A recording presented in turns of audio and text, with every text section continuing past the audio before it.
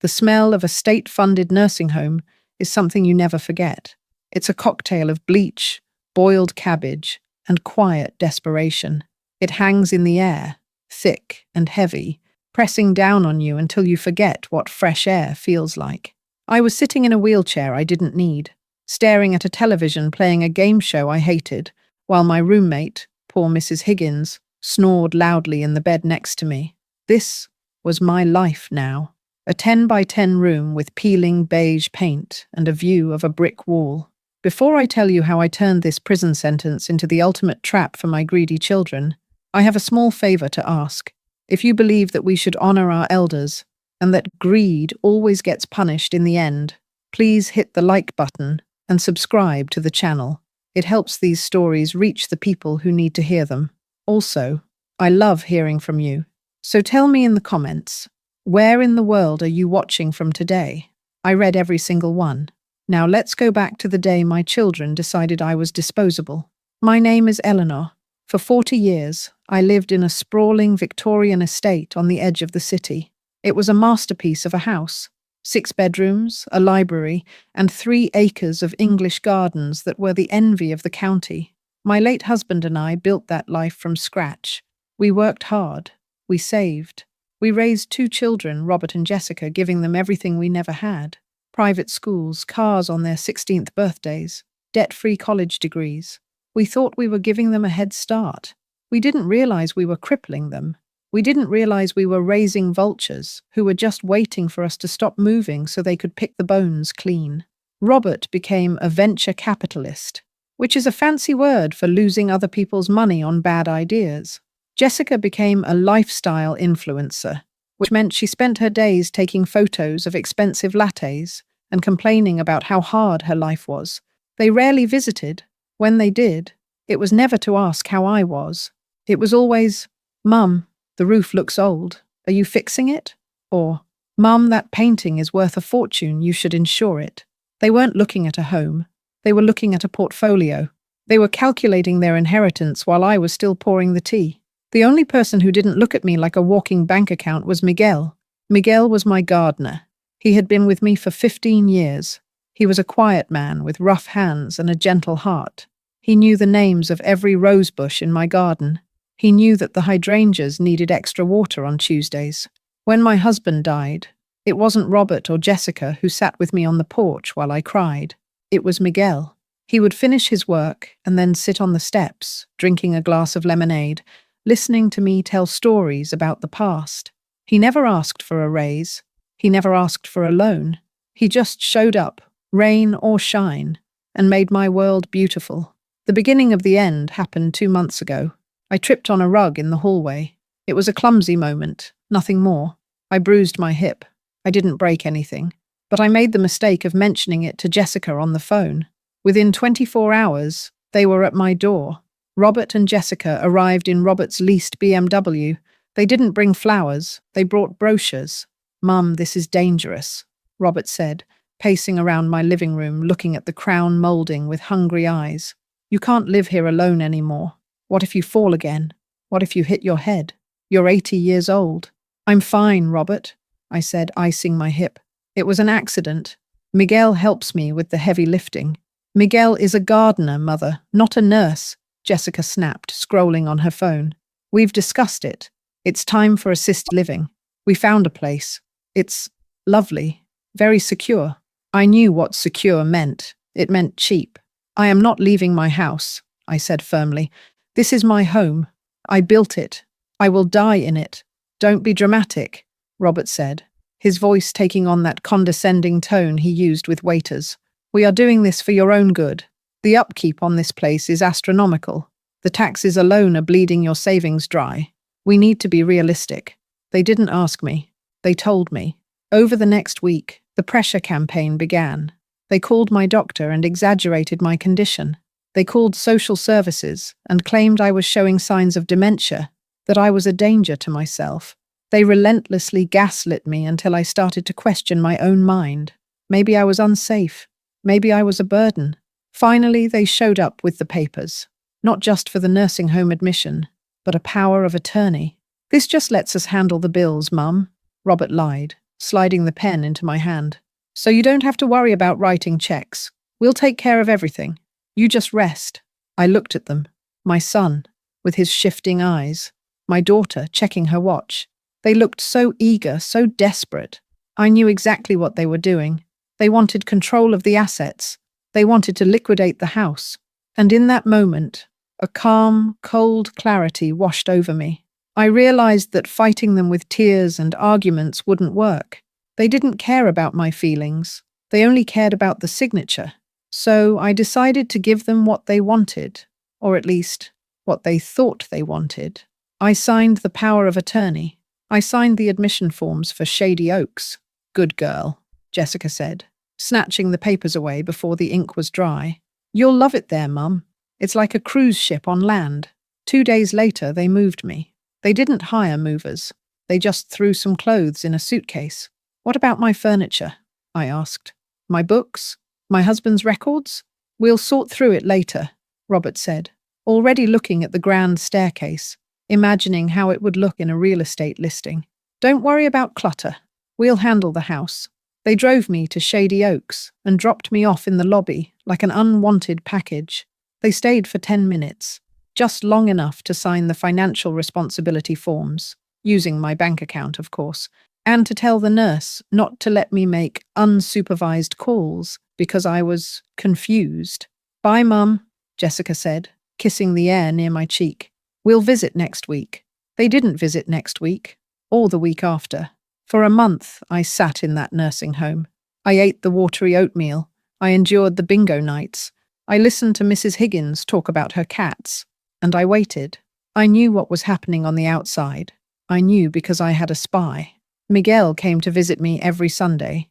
He had to sign in as my nephew because Robert had put a restriction on visitors, but nobody at the front desk cared enough to check IDs.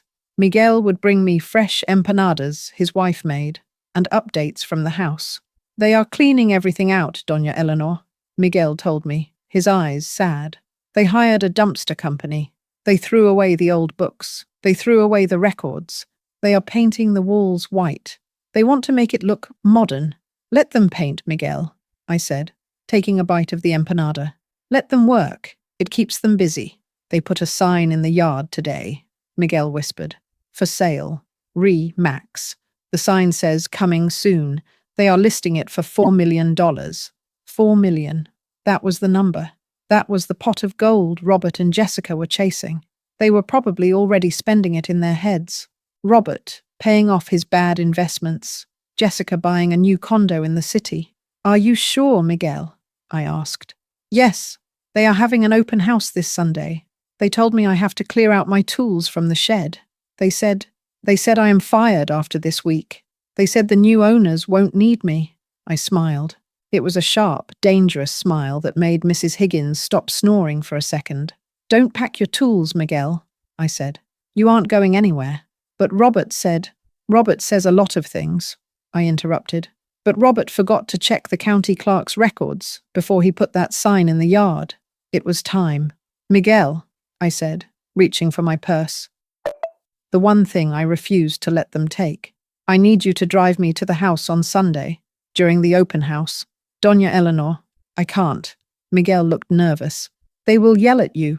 It will be a scene. Oh, it will definitely be a scene, I agreed.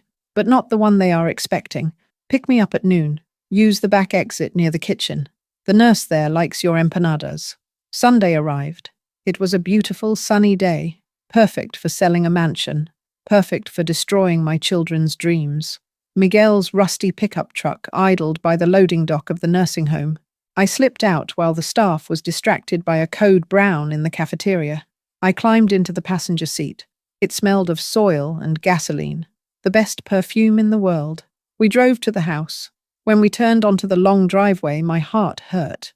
There was the sign. For sale, luxury estate, $4.20 million. There were cars lining the street. Mercedes, Porsches, Range Rovers. The sharks were circling. Potential buyers were walking up my front steps, admiring the landscaping that Miguel had manicured to perfection. Robert and Jessica were standing on the porch. They looked like royalty. Robert was wearing a suit, shaking hands with a couple. Jessica was holding a glass of champagne, pointing out the architecture. They looked so happy, so triumphant. They had won. They had disposed of the mother, cleaned out the house, and were about to cash the check. Miguel parked the rusty truck right in the middle of the driveway, blocking a sleek Jaguar. "Stay here, Miguel," I said, "and keep the engine running." I opened the door and stepped out. I wasn't using my cane. I stood tall. I walked up the driveway, past the shocked potential buyers. "Excuse me," I said to a woman in a fur coat. "Lovely day for a trespassing, isn't it?" She looked confused. I kept walking. I reached the bottom of the porch stairs. "Mum!" Robert's voice cracked. He dropped the hand of the man he was schmoozing. "What? What are you doing here? How did you get here?" Jessica choked on her champagne. "You're supposed to be at Shady Oaks. You can't be here. You're making a scene."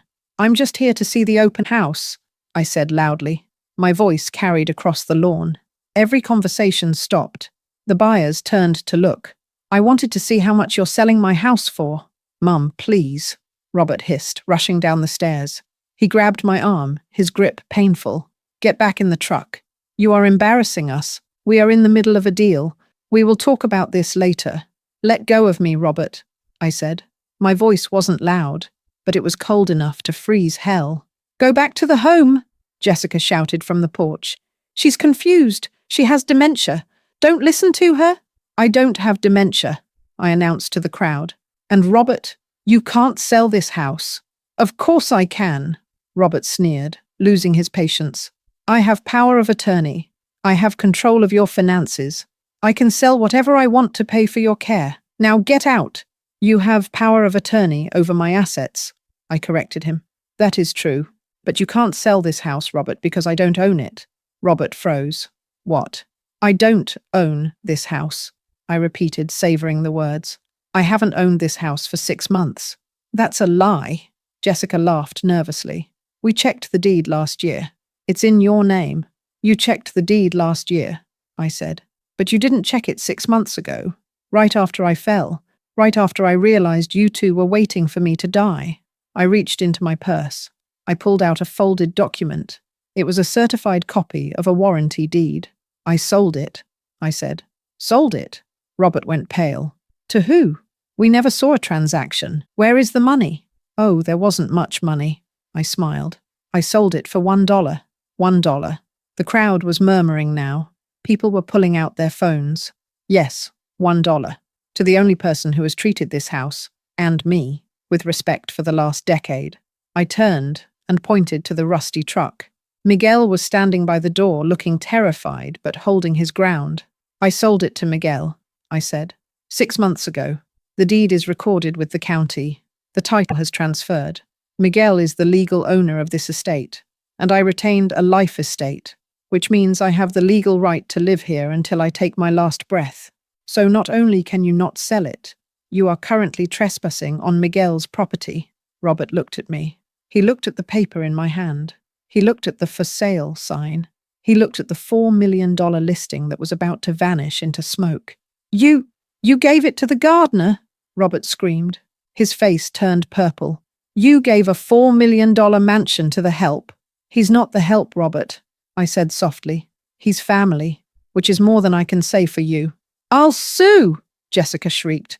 "I'll sue you for incompetence. I'll have that deed voided. You were senile when you signed it." "Actually," a voice came from the crowd.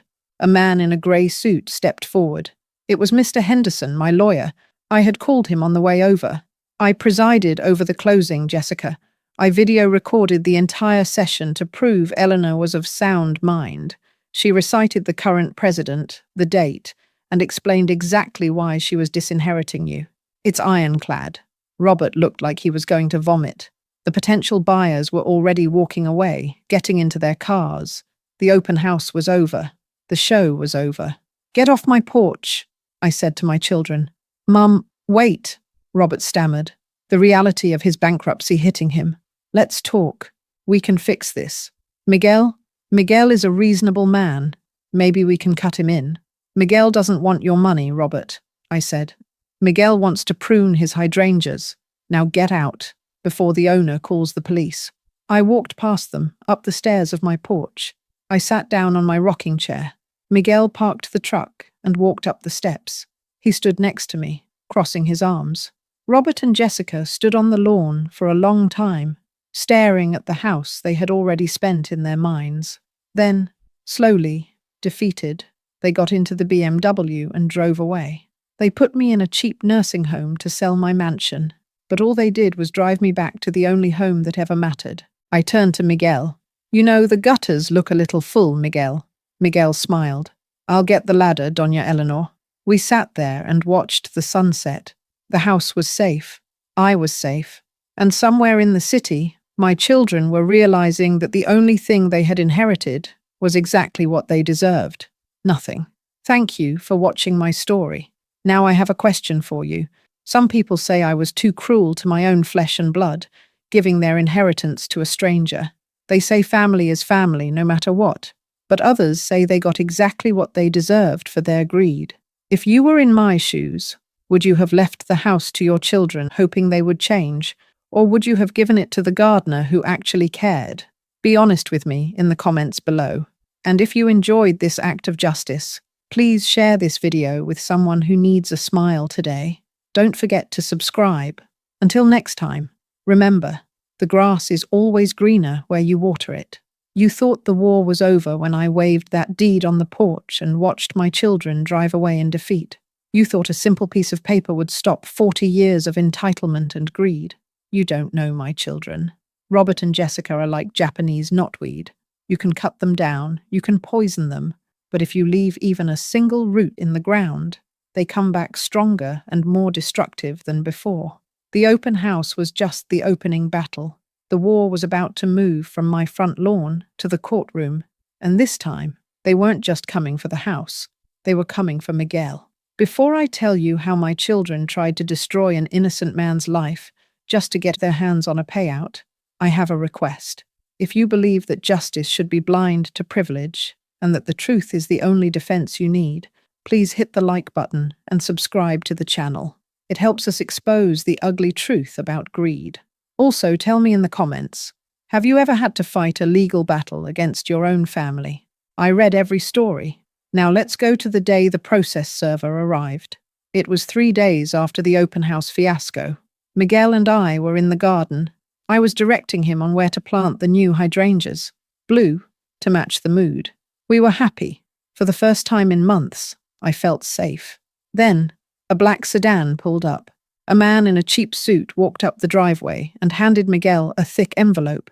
He didn't look at me. He just looked at Miguel with a sneer. "You've been served," he said. I snatched the papers from Miguel's trembling hands. Superior Court of the State. Plaintiffs, Robert Vance and Jessica Vance. Defendant, Miguel Santos. Charges, elder abuse, fraud, undue influence, and theft by deception. My blood boiled.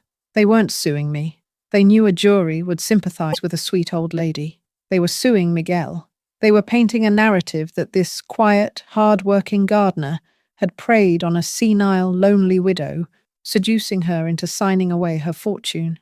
They were accusing him of being a predator.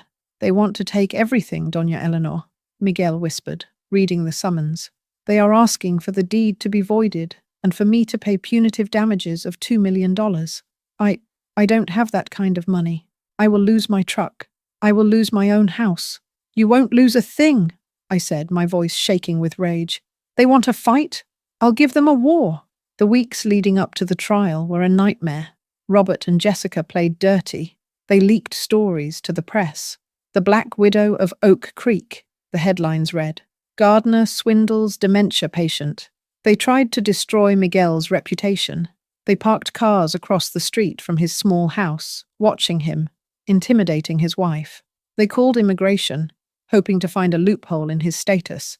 They found nothing, of course, because Miguel was a citizen. But the cruelty of the attempt showed me exactly who they were. Robert even came to the house one last time. He stood at the gate, not daring to cross the property line. "It's not too late, Mum," he shouted. "Testify against him. Say he tricked you. We'll drop the suit. We'll put you in a better home, the Ritz of nursing homes. Just give us the house." "I would rather live in a cardboard box under the highway than let you win," I shouted back. The trial began on a rainy Tuesday. The courtroom was packed. Jessica had clearly alerted her social media followers. The back rows were filled with young women holding phones, ready to live stream the justice. Robert sat with his high-priced legal team, looking smug. Miguel sat with me and Mr. Henderson, looking small and terrified in his Sunday best suit. Their lawyer, a shark named Mr. Sterling, started the opening statement. He painted a picture of me as a helpless, confused old woman, and Miguel as a master manipulator.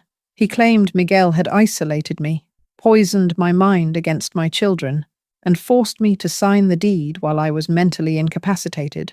He called Jessica to the stand. She cried on cue. She talked about how much she loved her mother, how heartbroken she was that I had been stolen from them. It was a performance worthy of an Academy Award. Then it was our turn. Mr. Henderson stood up. He didn't use big words. He didn't pace. He simply called me to the stand. I walked to the witness box. I didn't need my cane. I sat down and looked at the jury. I looked at my children. "Mrs. Vance," Mr. Henderson asked, "did Miguel Santos ever ask you for the house?" "Never," I said clearly. "Did he ever ask you for money?" "Never. In fact, I had to force him to take a Christmas bonus every year." "Then why?" Mr. Henderson asked. "Why did you sell a $4 million estate to him for $1? I took a deep breath. "Because he was the only one who watered the flowers," I said. The jury looked confused. "My children," I continued, looking directly at Robert, "see this world as a transaction. They think love is something you buy. They think care is something you outsource. They waited for me to die like investors waiting for a bond to mature. But Miguel understood that things only grow if you tend to them. He tended to my garden. He tended to my house. And when my husband died and my children were too busy finding themselves in Europe to come to the funeral, Miguel tended to me." "Objection," Robert's lawyer shouted. "Relevance." "It goes to the state of mind, Your Honor," Mr. Henderson said calmly. "But we have more than just testimony. We have Exhibit A." Mr. Henderson pulled out a flash drive. "We would like to play the video recording from the day the deed was signed." Robert and Jessica froze. They knew about the video, but they didn't know what was in it. They thought it was just legal mumbo-jumbo. The screen in the courtroom flickered to life. It showed me, sitting in my library 6 months ago. I looked sharp. I looked lucid. "Do you understand what you are doing, Eleanor?" Mr. Henderson's voice asked in the video. "I do," the video me said. "I am transferring the property to Miguel Santos. And do you do this under duress?" "No," the video me laughed. "I do this out of spite and love, but mostly spite." Then the video me leaned into the camera, and specifically, "I am doing this because of the phone call I overheard on Thanksgiving." The courtroom went silent. Robert went pale. "I have the recording of that call too," the video me said, holding up a phone. "I recorded it on the baby monitor Jessica left in the guest room." Mr. Henderson paused the video. He turned to the judge. "Your Honor, we would like to submit the audio from that baby monitor as Exhibit B." Robert jumped up. "No, that's illegal wiretapping." "It was recorded in my own home," I said from the stand. "On a device you left on to monitor me. I just hit record." The judge nodded. "Play it." The audio crackled through the courtroom speakers. It was Robert's voice, clear as day. "She's taking too long to die, Jess. I have a balloon payment due on the Porsche in February. If she doesn't kick the bucket soon, I'm going to have to declare bankruptcy." Then Jessica's voice. "Just put her in the home, Rob. The cheap one. The stress will finish her off in 6 months. It always does. Then we sell the house, split the cash, and I can finally buy that loft in Soho." 6 months, Robert's voice said. "I can wait 6 months, but we have to make sure she signs the power of attorney first. Make her feel crazy, move her things around. Tell her she's forgetting things. Gaslight her until she breaks." The recording ended. The silence in the courtroom was absolute. The young women in the back row had stopped live streaming. They looked horrified. The jury looked like they wanted to jump over the railing and strangle my children. Robert sank into his chair, putting his head in his hands. Jessica was staring at the wall, her mouth open. Her fake tears dried up instantly. "I think we've heard enough," the judge said. His voice was icy. He looked at Robert and Jessica. In my 20 years on the bench, I have seen some despicable things, but plotting the death of your own mother for a Porsche payment, that is a new low. The judge slammed his gavel. The lawsuit is dismissed with prejudice. The deed stands. Miguel Santos is the rightful owner of the estate, but he wasn't done. Furthermore, the judge continued, based on the audio evidence of conspiracy to commit elder abuse and fraud, I am referring this matter to the district attorney's office. Bailiffs, please detain the plaintiffs. The courtroom erupted. Robert and Jessica were screaming as the bailiffs moved in. "Mom!" Robert yelled. "Mom, stop them! We were joking. It was a joke." I stood up. I walked over to the railing. Miguel was by my side, tears streaming down his face. "It wasn't a joke, Robert," I said softly. "It was a plan, and just like all your other investments, it failed." They dragged them out in handcuffs. The venture capitalist and the influencer were finally going to a place where their status meant nothing. We walked out of the courthouse and into the sunshine. The reporters were there, but they weren't asking about the Black Widow anymore. They were taking pictures of Miguel, the gardener who beat the system. Miguel drove us home in his rusty truck. When we pulled into the driveway, the "for sale" sign was gone. Miguel had taken it down that morning. We sat on the porch, drinking lemonade. "Doña Eleanor," Miguel said after a long silence, "I don't know how to thank you, but what happens to them now?" "They will learn," I said, watching the wind blow through the hydrangeas. "They will learn what it means to start from zero. They will learn to work. It's the lesson I should have taught them 20 years ago." "And us?" Miguel asked. "Us?" I smiled. "We have weeding to do. The roses don't prune themselves." I lived another 10 years in that house. Miguel and his family moved into the guest wing. His children filled the halls with laughter, the kind of laughter Robert and Jessica never had. When I finally passed away, peacefully in my own bed, I didn't leave a fortune behind. I had spent it all fixing up the house for Miguel and donating the rest to a charity for elder advocacy. My children didn't come to the funeral. They were still dealing with their legal troubles. But Miguel was there, and the church was full of people, not wealthy socialites, but neighbors, friends, and the people whose lives I had touched. They tried to bury me in a cheap nursing home. Instead, I planted a garden, and in the end, I harvested exactly what I sowed: love, loyalty, and a legacy that money could never buy. Thank you for listening to my story. Now I have a final question for you. Some people say that parents owe their children an inheritance, no matter how badly they behave. They say I broke a sacred bond by recording them and sending them to jail. Others say I saved myself and gave them the only parenting they ever really got. If you were me, would you have protected your children from the law, or did you agree that they needed to face the consequences? Let me know your honest thoughts in the comments below. And if this story reminded you that family is about behavior, not blood, please share it with a friend. Don't forget to subscribe for more stories of justice. Until next time, take care of your garden and watch out for the weeds.